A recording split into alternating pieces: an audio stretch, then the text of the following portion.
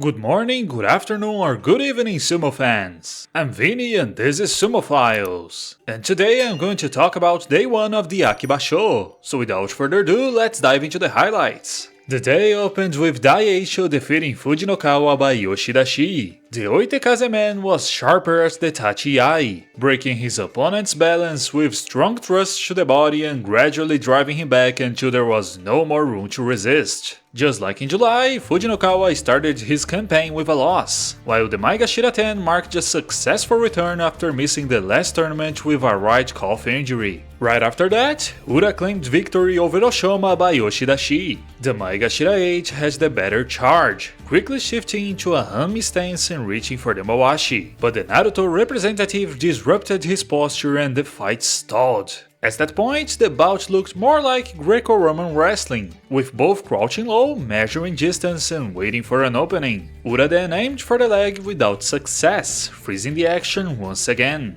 Oshoma responded with 2 Hataki Komi attempts, both defended, and soon after Ura tried one of his own before switching plans. He seized the chance to grab the leg and toppled his rival out. This was a fantastic display of technique, and once again Ura's creativity shined. Following that contest, Takayasu overcame Kusano by Yorikiri. Even though the Isegahama wrestler caught his Mawashi early, the Maegashira 7 quickly went on the offensive and established a solid Migi Yotsu grip. From there, it was just a matter of persistence, as Kusano tried a desperate Hataki Komi but couldn't make it count, leaving the victory in Takayasu's hands. Soon after, Atamifuji overpowered Takayasu by Yorikiri. Both Rikishi locked onto the Mawashi immediately, creating a test of pure strength where it became clear that whoever pushed first would prevail. The Isegahama giant managed to turn the tables and used his size to full effect, overwhelming the Komusubi. At 192 kilograms, he's the heaviest man in Makuuchi, and it is fascinating to see how he's learning to make that weight work entirely to his advantage.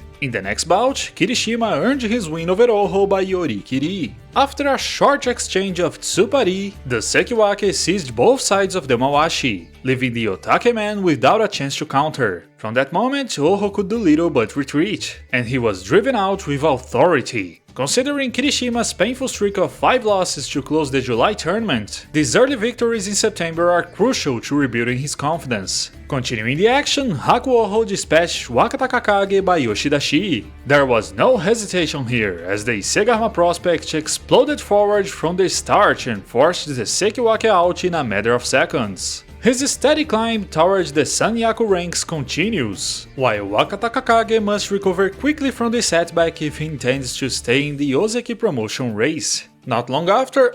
Oh my god, what kind of video quality is this? Is this Kotozakura vs Abi or no Takanohana video?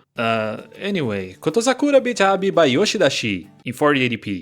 The Ozeki from Sadogatake went head-to-head in a Tsupari exchange and came out on top with little resistance, sending his opponent off the dohyo. It is worth noting that Kotozakura had opened the last 3 tournaments with a loss, so beginning September with a clean and decisive performance is an encouraging sign, even more so since quick wins are not usually his style. In contrast, Hoshoryu brought a touch of Yokozuna authority as he defeated Tamawashi by Watashi Komi. The Tatsunami man set the tone with a hard thrust to the face, absorbed an attempted Hataki Komi, and then pushed the veteran over the Tawara. It was refreshing to see Hoshoryu back on the dohyo and starting strong after pulling out in July. Tamawashi, however, raises some concerns, as his lower back problems may still be lingering. And to finish things off, Onosato delivered one of the day's most emphatic wins, overcoming Aonishiki by Yuri Taoshi. The Nishinoseki Yokozuna delivered an explosive Tachi, taking control of the fight from the very first moment. The Ajigawa Komusubi, known for his refined technique, had no answer against that sheer force and was brought down without resistance. For Onosato, this was a statement victory that silenced some of the criticism from his previous tournament, especially since it came against such a skilled opponent.